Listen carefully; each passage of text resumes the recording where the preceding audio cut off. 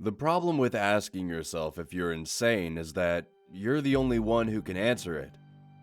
And why would you listen to someone who could be crazy? I must have asked myself 100 times over the last week. It started with little things. I spent almost an hour looking for my stapler before finding it in the break room fridge at work. I work at a software company. Boring stuff. I'd get the wrong day for a staff meeting, or have the wrong information for a client and accidentally ask him about his wife, who had been dead for over a year. My shoelaces never seemed to be tied, although I don't suppose it matters, because somehow my shoes were also 2 sizes too small. The worst was when I couldn't even recognize someone at work. She swore we've known each other for years. Apparently, I went to her kid's piano recital last month. I wish she had just gotten angry at me instead of giving me that despairing, pitying look. I think I gave my sick cat that same look right before I had to put her down a few years ago. What could I do, though? The woman was just a tired face and a tight ponytail to me.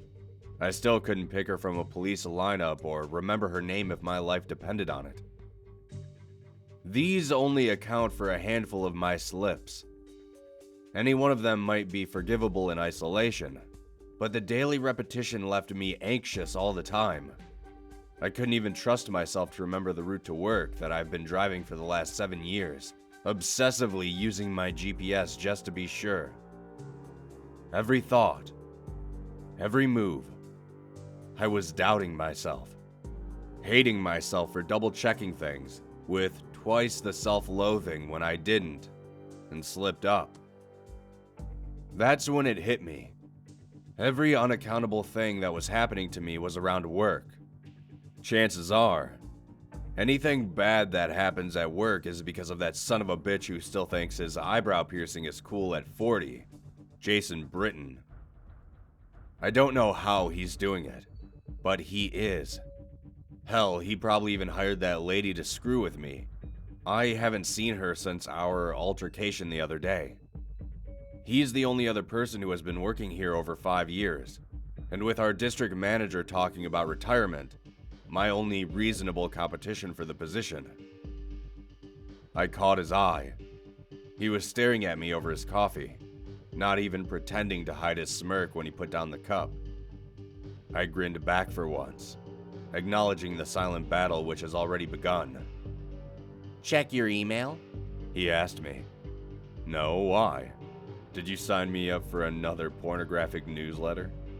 Any jury who saw that smirk would immediately forgive whatever I did to him. Manager wants to see us about something tomorrow morning before work. Just us. That'll be enough time, I said, casually leaning back in my chair. Enough time for what? Suddenly, the spine of my chair broke in two. Screw the jarring impact as I landed on the ground. It was my dignity that was hurt more. Jason howled with laughter as I scrambled to my feet. The chair hadn't snapped at all. It had been unscrewed. Enough time to break him. His plan was obvious enough. He wanted me so rattled and insecure that I made a fool of myself right in front of the manager. Then he'd swoop in all suave, smothering me with fake concern as he brought up my recent mistakes. It wasn't a terrible plan, if I'm being honest. But there's something he didn't account for. He spent all this effort trying to make me seem crazy without realizing that I'm already insane. He seemed on edge after that, glancing at me every few minutes, waiting for me to make my move. Good. Let him wait. Let him stew in that uncertain fear that he made me suffer through. Let him jump at every noise and go out of his way to avoid every shadow. He won't be ready for what I have in store. By the end of the hour, Jason was fidgeting nonstop. I don't like this, he said. Let's call a truce, okay? There's a better way. I raised my index finger in the air, making him wait a few more excruciating seconds before replying. The time is nigh. What? Nobody talks like that. Say it one more time for the recorder, please. He held up his phone. Red light flashing. I just smiled and looked directly into the light. You think I care about some crappy desk job? The day of reckoning is coming in June, and you'll pay for what you've done. Perfect, he said, swiftly concealing his phone. The manager is going to love this. That should have been his victory, but he looks more pallid than ever. That was too easy, and he knows it. I heard him replaying the recording a dozen times by the end of the day, staring at disbelief how crazy I actually looked. You all probably think I'm crazy too, don't you? You've all gotten so used to the status quo that you've forgotten how fragile it really is. A fancy title like manager, or police captain, or even president. You think it all still means something, don't you? And everything that doesn't fit into your imaginary idea of how the world should be, you just throw it away and pretend it doesn't exist. If you feel safe right now, you're a complete joke. At least Jason was smart enough to realize how screwed he really is. Look, man, I'm sorry, okay? It was just a prank. No point in putting up pretenses anymore. I didn't even touch my computer. I just sat there staring at him, humming, watching the sweat bead on his brow. They're jokes. Remember when you took your shoes off when we met those telecom people at that fancy Japanese place? I swapped them for a smaller pair I brought. Jokes, get it? Funny jokes. I just smiled. I get it, Jason. Ha, ha. I didn't laugh. I just spoke the syllables slowly and deliberately. Then I went back to humming. Tomorrow morning is going to be fun. Jason still showed up for the meeting the next morning, right on time. I guess I had overestimated him. I held the door for him to enter, but he pushed past me anyway. You're probably wondering what this is all about. Don't worry, you're not in trouble. Mr. Dawson, the salt and pepper-haired manager, has a calm voice. Jason has been fidgeting with his phone since he came in, but I think he's starting to relax. He even spares me a glance. He thinks he's safe now, that I wouldn't dare do anything right in front of the boss. Oh, poor Jason. I gave him the look that I gave my old cat. He quickly averted his gaze. The truth is that the rumors are all true.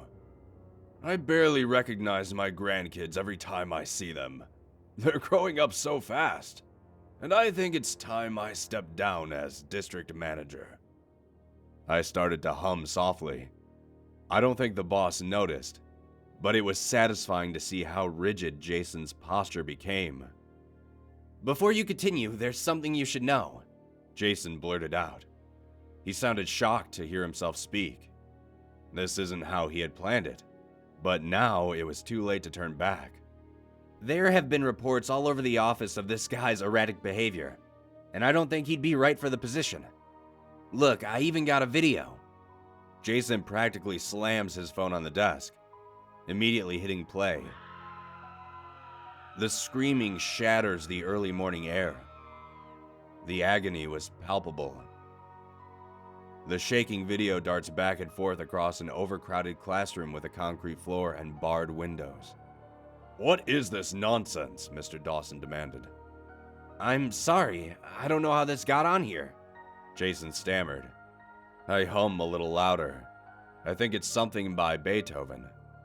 Jason snatches for his phone, but the manager is quicker. He scoops it off the desk and holds it in plain view. Where is this? Who are these children? I don't know, it's nothing. What I was trying to show you is... That's Jake. Oh my God. The boss had paused the video on the impassioned face of a screaming child. What the hell are you doing with my grandkids? I guess we'll have to play the video to find out, sir. I supply helpfully. Wait, stop, give it to me. Jason dives across the desk to take his phone, but Mr. Dawson roughly shoves him back into his seat. His hand trembling, he hits play again. The screaming is eviscerating. The camera shakes as the person holding it moves. It stops in the center of the classroom, looking down at a child with a shaved head, gender unknown. The child keeps its gaze directly forward, breath rapid and shallow, not looking into the camera. "Casey," the manager whispers, barely able to breathe. Say it one more time for the recorder. It's Jason's voice, that I had also recorded the day before. The boss couldn't tell that it was an edited video, but Jason could. He glared at me and I silently mouthed the words, "Ha ha, jokes. Get it? Funny jokes." There's a better way, the child says, still staring rigidly ahead. A metal plate is dropped unceremoniously on the desk. I'm not sure if the others recognized what was on it, but I could tell you that it was a raw human liver. The child lunges for it, to clutch it protectively in both hands as though afraid it will be taken away. The kid sinks their teeth into it, the blood oozing between their fingers, smearing across their face. The manager is going to love this, Jason says again. Then the recording ends. Stunned silence. There's murder in Mr. Dawson's eyes. "I don't know if this is a bad time, sir," I pipe up, "but I don't think either of us should have the job. Jason's obviously a sick wacko, and I actually have another opportunity coming up that I wouldn't miss for the world."